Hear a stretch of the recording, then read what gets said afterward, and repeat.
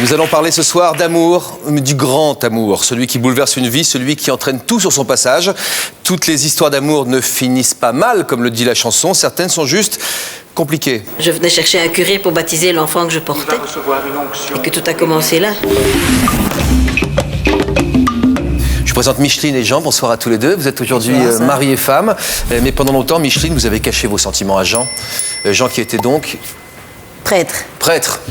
Vous êtes tombée amoureuse de lui dans une église. Oui. Ce qui est normal pour un prêtre, vous nous raconterez votre histoire. Aujourd'hui, Micheline et Jean, vous vivez ensemble pour de bon. Vous vous connaissez depuis près de 15 ans. Vous avez eu un coup de foudre pour Jean, oui, dans son église. Et Jean, vous n'avez rien vu venir, hein? Non. Bon, je me suis rendu compte de rien. Quand il a baptisé un de vos enfants, vous étiez déjà amoureuse de lui? Oui. Qu'est-ce qui s'est passé quand vous êtes tombée amoureuse de lui? Mais j'ai pas cherché cette histoire d'amour, donc c'était d'autant plus troublant. Non, je veux dire que j'étais heureuse dans mon ménage, donc j'étais pas à la recherche d'une histoire d'amour. Je vivais bien avec mon mari, j'étais très heureuse avec lui. Franchement, c'était quelque chose qui m'est tombé du ciel. Je peux pas dire autrement. C'est ce qu'elle veut dire. Ouais. Donc vous vivez ensemble pour de bon. Jean, vous avez quitté votre paroisse pour les beaux yeux de Micheline ici présente. Vous venez même de vous marier. C'est assez étonnant. Oui. Vous vous êtes marié vous-même? Moi, je...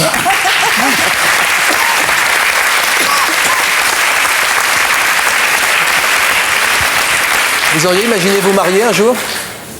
Vous auriez imaginé vous marier? Non, non, jamais, non. Non, moi, j'ai été ému si souvent ici à entendre des choses pathétiques. Moi, je n'ai pas vécu des choses pathétiques. J'ai été un prêtre heureux, j'étais créatif, dynamique, j'ai reçu de l'Église pendant 50 ans des joies extraordinaires. J'étais un homme épanoui, heureux. Sans amour physique, sans amour oui, humain? Oui, absolument. Ça ne me posait pas de questions. À quel âge est arrivée la remise en cause? Comme quoi il n'y a pas d'âge, Noël? On pourrait dire il y a 5 ans, comme ça. Hein? Il y avait 65 ans. Vous avez quel âge, vous? Aujourd'hui, 47. Ah oui. Et aujourd'hui? 72, presque. Ah ouais. presque. Maintenant, on compte par demi-année, comme les enfants. Hein? 25 ans de différence d'âge. On dit 11 ans et demi, 12 ans et demi. Hein? Madame, vous êtes amoureuse de votre prêtre, sachez que c'est possible. Regardez ce reportage de Miguel Gonan et de Karine Chevalier.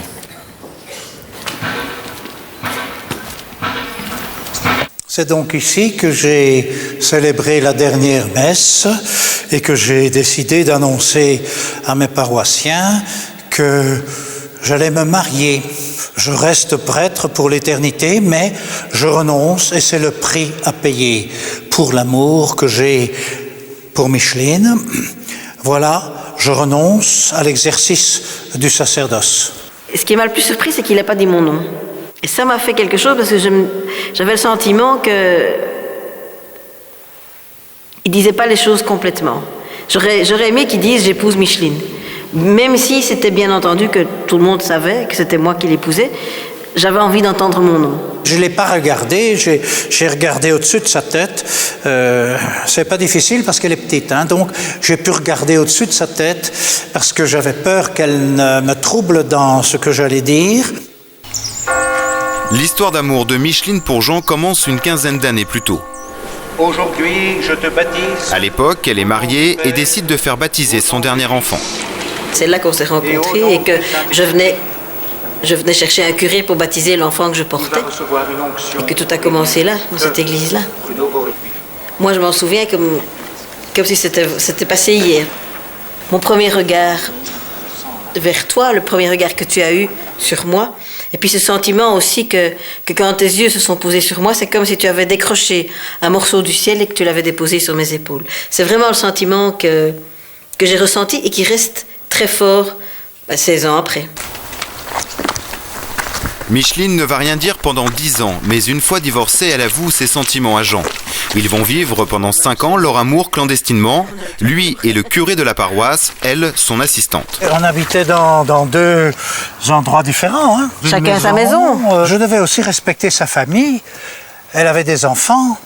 Et même si j'étais très intime avec leur maman, il y avait là des petits pas à faire, discrètement pour que les enfants acceptent cette situation aussi. Moi, je partais dès que mon fils avait quitté la maison à 7h30 pour prendre son bus. Moi, je venais le rejoindre chez lui et bon, on passait la journée ensemble. Pour les habitants d'ici, vous étiez la bonne du curé? Retirez ce mot, s'il vous plaît. Je vous casse mon parapluie sur la tête. Pourquoi? Mais parce que la bonne, on sait bien, d'ailleurs tout le monde rigole dans les villages ici en disant que la bonne, elle servait à tout, quoi. Donc, non, je n'ai jamais servi à tout, je n'ai servi qu'à certaines choses. L'amour clandestin de Micheline et Jean a toujours interpellé les habitants du village. Sans jamais le dire ouvertement, la plupart des villageois étaient au courant. Je pense que j'étais très contente, mais c'est vrai que ça m'a interpellée aussi par rapport à l'Église en tant qu'institution, parce que c'est vrai que le mariage des prêtres était interdit, mais vu la situation qu'elle vivait et que Jean vivait, c'était pas facile à vivre, et je pense que le fait de le verbaliser, c'était aussi une étape importante dans le cheminement de leur amour. Tant que on te prenait pour l'assistante du prêtre, pour la bonne du curé, entre guillemets, tu étais le bienvenu dans ma famille. Dès qu'ils ont appris qu'il s'agissait d'autre chose, ils ne nous ont plus invités ensemble. Là, le jour où ça c'est vraiment où je l'ai dit à la famille, c'est maman qui a le plus mal vécu, parce que c'était son curé et sa fille. Ça a été dur, franchement, ça a été très dur, mais elle l'a accepté. Elle a évolué à 70 et des ans passés. Ben, voilà. Et la dernière personne qui lui a fermé les yeux, il y a 6 mois avant de mourir, c'est Jean. C'était Jean qu'elle voulait.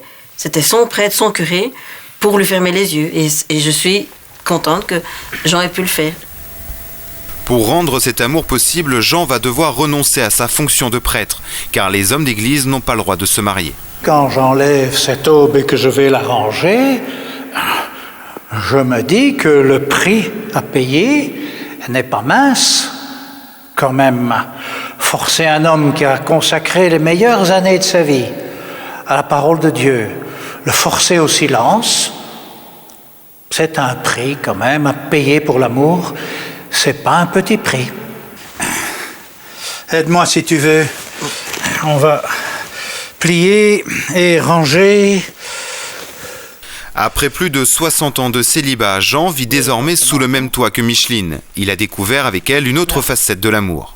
L'amour, il l'a découvert avec moi, la sexualité aussi. Je lui ai dit un jour, mais pourquoi est-ce que tu nous prives d'amour? Pourquoi est-ce que tu nous prives l'un et l'autre de quelque chose qu'on vit, qu'on sent et on ne fait de mal à personne?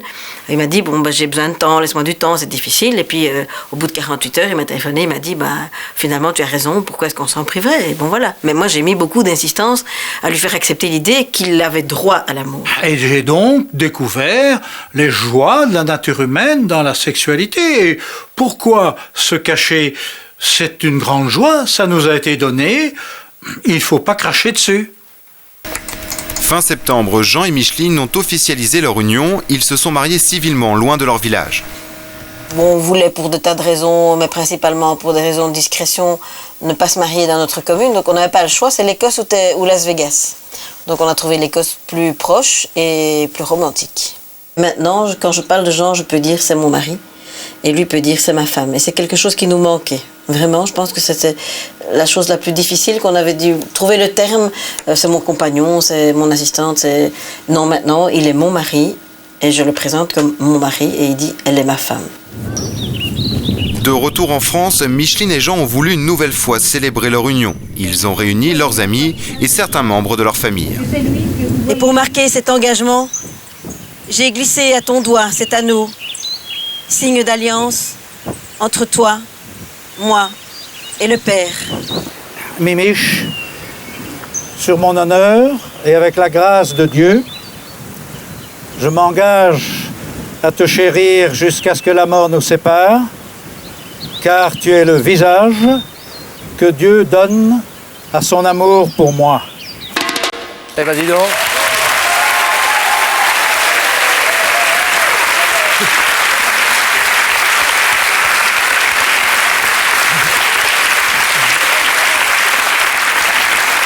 Alors là, il n'y a pas d'amour impossible. Eh ben.